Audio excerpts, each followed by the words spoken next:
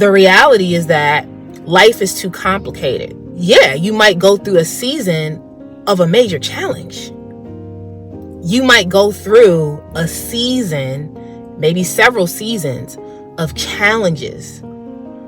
And if you are Exhibit B, Tracee Ellis Ross, you will not have what it takes to make it through those times. I would love a relationship that makes my life better than it is. I have no interest in just being in a relationship to be in a relationship. The truth is that I'm a rare breed, so like there might not be a match that's a rare breed for a while. It's thought that, oh, because I haven't found a man, there's something wrong with me. Shit, like stop all that stuff. It's like you'll go crazy.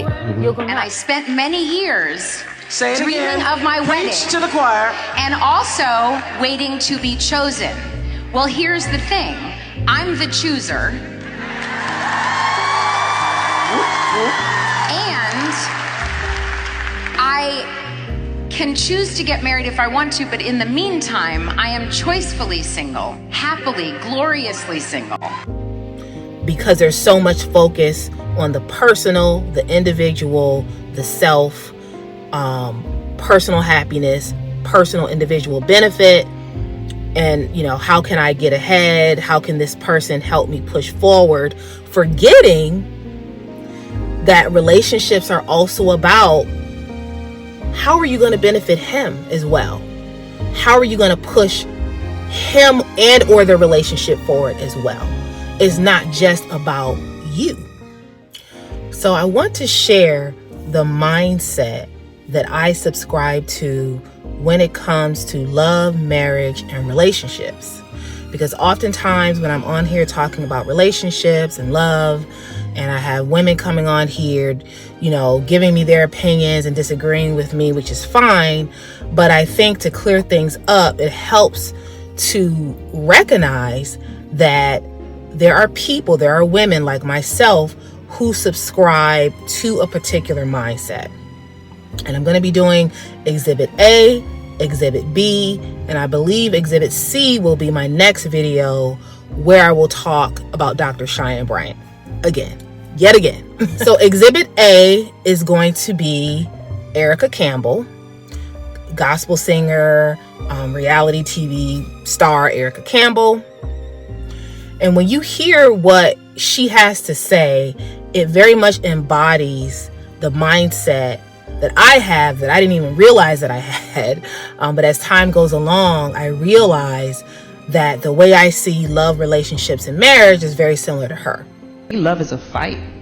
You know, you make up in your mind that this is what I want. And even when you get on my nerves, I'm staying right here. I'm not going anywhere because I made a commitment. And I believe that I married the right person. And I'm not married just for me. I'm married for legacy. That's how I think. I think in terms of team, in terms of when I'm gone, what is this love going to say to the world? What will my children say about our love after this? So it's not very, I'm mad, I'm leaving. It's so much more involved. Even when we went through our stuff, I was like, we got too much. This is too much to separate. Music, kids, marriage, ministry. There's so many things. And I was like, am I selfish and say just me and I'm gonna leave? Or do I say, how do we get past this and get to forever? And then there is sort of what I'm going to call Exhibit B, which is the Tracee Ellis Ross mindset. Now with this mindset, I'm going to say that it's going to be, just very self-focused. So very much about self, about what I want, what's going to benefit me, how am I going to get ahead type of thing. And that is not bad, but understand that if that's your mindset, if your ultimate goal as a woman is to, again, just be happy most of the time, always seeking what is your specific benefit, how can you specifically have an advantage in the situation, how are you going to come out on top, understand that if that is how you think, again, if you're very much concerned about having fun, wanting to make sure that fun is always happening, if that is your mindset, it's not bad. It just means that you might want to reconsider marriage, because I am learning some very specific lessons that, and to be clear, it's not about one being necessarily better than the other. These are just very different mindsets. And I think a lot of times women in Exhibit B, which is going to be Tracee Ellis Ross, that sort of single focused, self-based mindset and mind frame and framework, when you're there, it can be very frustrating for people to keep asking you about why you're not married, why you're not having children, what about legacy, what about, because in that frame of mind, if your goal is you just want to be happy, you just want to have fun, you want to explore the world, you want to explore your own personal endeavors, it could be very frustrating to have someone constantly asking you about building with another person, because that is not your goal. And I think a lot of times as people, we need to understand that some people, but I talk about Black women, some Black women are not interested in that. And so let them do what they want to do. That's fine. They don't have to be interested in that. But the Erica Campbell mindset of very much legacy focused relationship, so not just other focused, but it's about us, it's about our goals, our vision, not only our personal visions, but also the vision for the family. It's about what people are going to say about us when we die. It's about, and this even goes into the situation that happened with Twitch and his wife who wrote the book, and, kind of got a lot of backlash about talking about Twitch post him dying. But it's very much, if you're going in it together, again, what real conversations about when I die, what I want to happen to me. Are you going to uphold that? When you die, what are your wishes? And again, everything goes back to not only just our personal visions, which are important, but also the collective. And you keep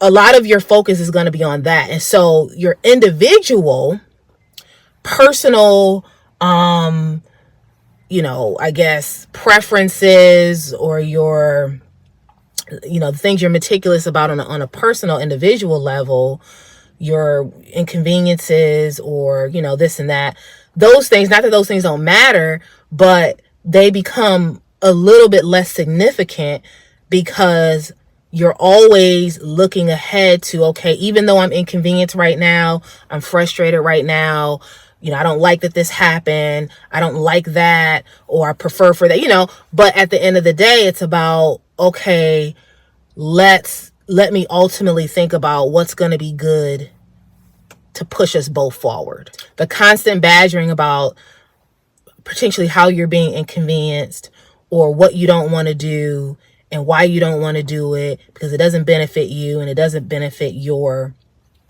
your immediate personal goals. And also recognizing, again, going back to Exhibit A, the Erica Campbell example, which is everything is not going to revolve around what benefits you as the woman. Will you get some benefits? Absolutely. Or that's in many ways, why you agreed to get married to whoever you're married to, is because obviously you saw some benefits there.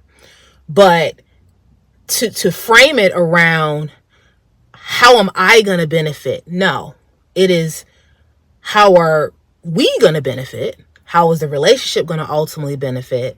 How can we benefit each other? But never is it just a one-sided, what benefits am I getting? What I would say about Exhibit B, which is the Tracee Ellis Ross example, is, she's saying that, if there's no benefit in it for her, if the relationship is not making her better, then she doesn't want it. And I think from her framework, that is very true. Again, from her self-focused framework, that's true. In the framework of the collective, which is going to be the Erica Campbell framework, then there will be times where things won't benefit you.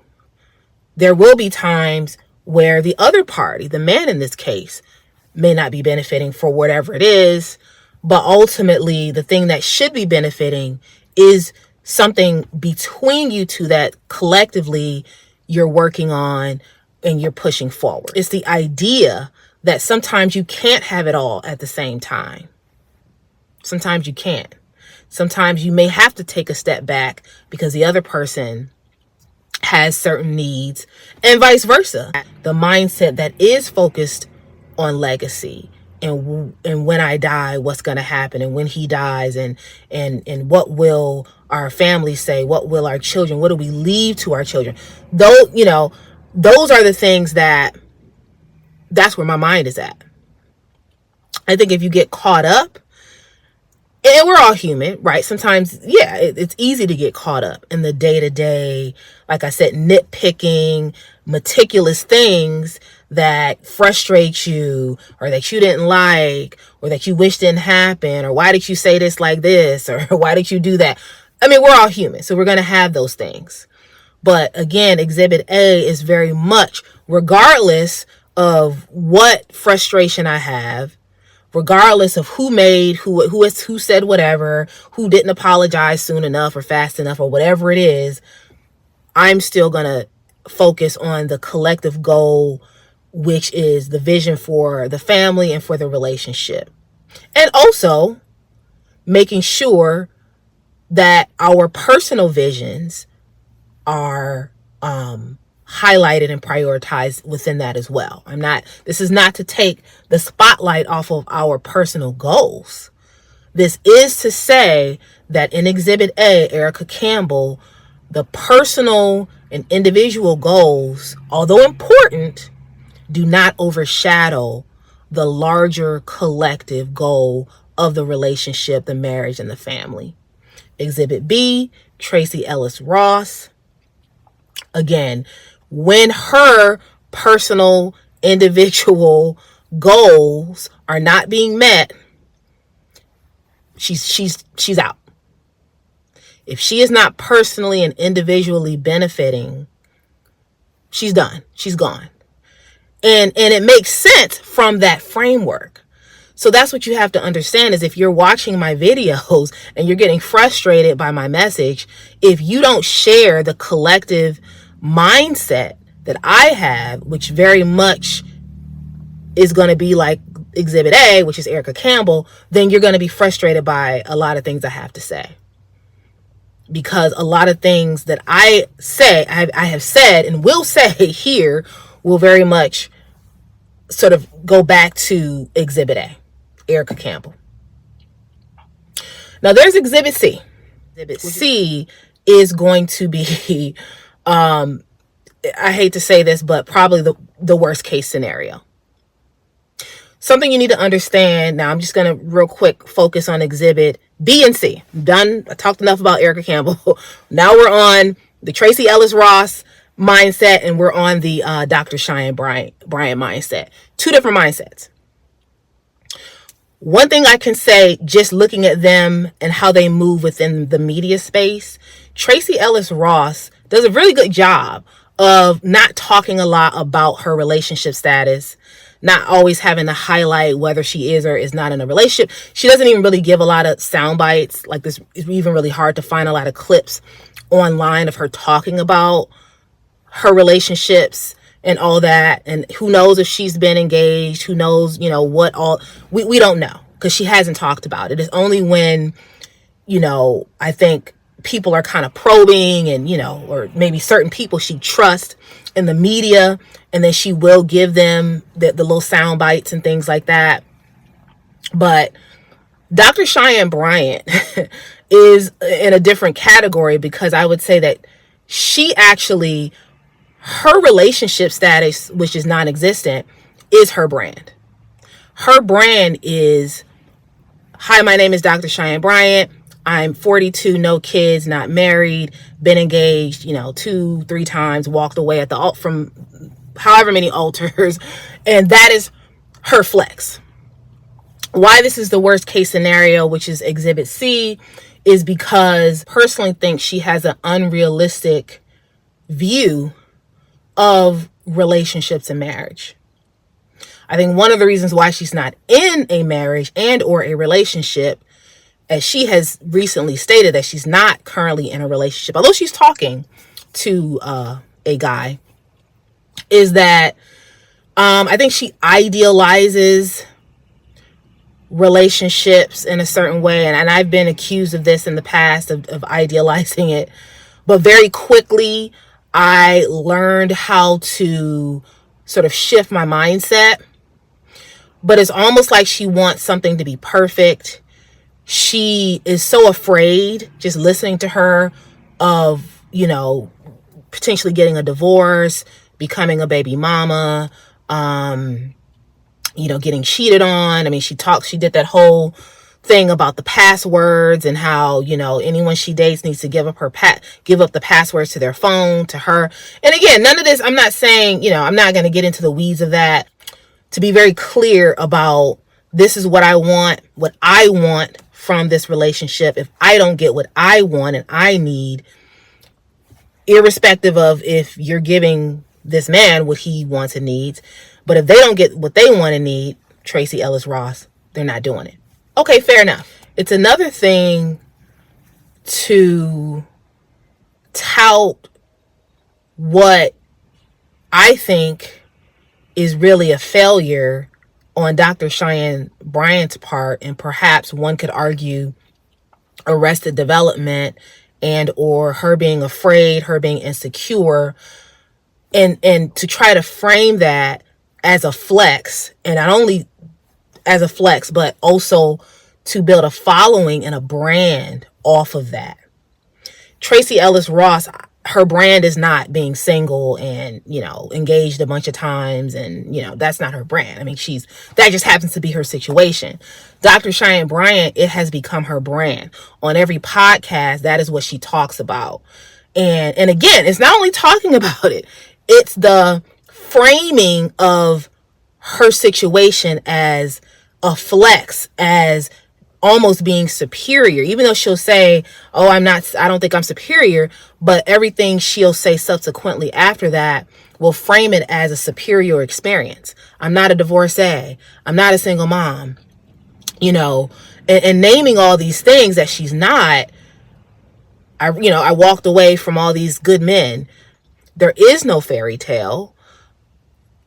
The reality is, for those of us who've been in long-term relationships and who've been, you know, married and things like that, we know that, you know, there's challenges there. And it's almost like Dr. Cheyenne Bryant is waiting for the perfect situation. How much longer are you going to try to manipulate Black women with your manipulated view of what you call success, which is wrapped up in a lot of her own personal insecurities? So this is Exhibit C. So please do like, share, and subscribe. Click the links in the description box and get to know what I do with my media business, Curated Legacy LLC. Become a channel member. Join the Black and Invisible YouTube membership. Purchase my book about being an invisible Black woman on Amazon. Follow me on Instagram if you feel compelled to do that. Also, check out my Black-owned store. You can click the links in the description box to see all the Black-owned items that I have in my Amazon store. This is Neka here, and I'm here to make the invisible visible about modern Black women. I highlight the things that Black women would never tell you. And as always, stay tuned for more videos.